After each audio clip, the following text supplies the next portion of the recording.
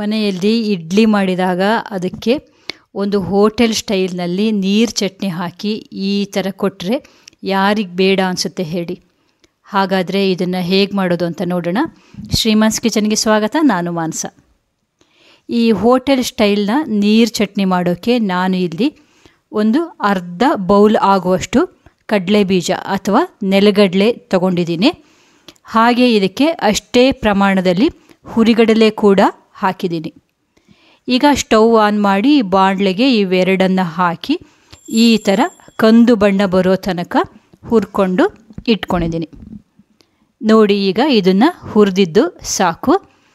ಈಗ stove off ಮಾಡಿ ಈಗ ಇದಕ್ಕೆ ಒಂದು ಗೋಲಿ ಗಾತ್ರದ ಹುಣಸೆ ಹಣ್ಣು, ಒಂದು ಮುಷ್ಟಿ ಆಗುವಷ್ಟು ಕೊತ್ತಂಬರಿ ಸೊಪ್ಪು, ಖಾರಕ್ಕೆ ತಕ್ಕ ಹಾಗೆ ಹಸಿಮೆಣಸು, ಹಾಗೆ ಒಂಚೂರು ಇಂಗು, ಒಂದು ಸಣ್ಣ ಚೂರು ಶುಂಠಿ ಪೀಸು, ಹಾಗೆ ಸಣ್ಣಗೆ ಹೆಚ್ಚಿದ ಕಾಯಿ ತುರಿ ಅಥವಾ ನೀವು ಕಾಯಿ ತುರಿದಿದ್ದನ್ನು ಕೂಡ ಹಾಕೊಬೋದು. ಇಲ್ಲಿ ನಾನು ಕಾಯಿ ಸಣ್ಣ ಪೀಸ್ ಮಾಡಿ ಹಾಕ್ಕೊಂಡಿದ್ದೀನಿ.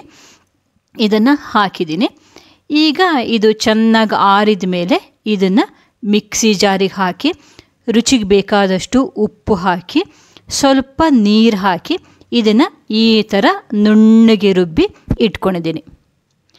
ಇದನ್ನು ಈಗ ಒಂದು ಬೌಲ್ಗೆ ಹಾಕಿ ಅದಕ್ಕೆ ಅಷ್ಟೇ ಪ್ರಮಾಣದಲ್ಲಿ ನೀರು ಹಾಕಿದ್ದೀನಿ. ನೋಡಿ, ಈಗ ಇದು ಇಷ್ಟು ನೀರು ಆದರೆ ಸಾಕು. ಈಗ ಒಂದು ಒಗ್ಗರಣೆ ಸೌಂಟಿಗೆ ಒಂದು ಚಮಚ ಎಣ್ಣೆ ಹಾಕಿ ಅದಕ್ಕೆ ಸಾಸಿವೆ, ಉದ್ದಿನಬೇಳೆ, ಕರಿಬೇವು, ಒಣಮೆಣಸು ಹಾಕಿ ಒಂದೊಳ್ಳೆ ಒಗ್ಗರಣೆ ಕೊಡ್ತಾಯಿದ್ದೀನಿ. ಈ ನೀರು ಚಟ್ನಿ ಸರ್ವ್ ಮಾಡೋಕ್ಕೆ ಕೂಡ ಒಂದು ಒಳ್ಳೆ ಮೆಥಡ್ ಇದೆ.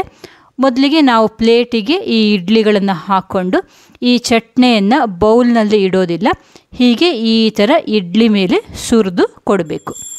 ಆಗಲೇ ಇದನ್ನು ತಿನ್ನೋಕ್ಕೆ ಚೆನ್ನ. ಸ್ನೇಹಿತರೆ, ಇಷ್ಟು ಈಸಿಯಾಗಿರೋ ನೀರು ಚಟ್ನಿಯನ್ನು ಬಿಸಿ ಬಿಸಿ ಇಡ್ಲಿ ಜೊತೆ ನೀವು ಮನೇಲಿ ಮಾಡಿ. ಹಾಗಾದರೆ ಮುಂದಿನ ಅಡುಗೆಯಲ್ಲಿ ಇದೇ ಅಡುಗೆ ಕೋಣೆಯಲ್ಲಿ ಸಿಗೋಣ. Take care.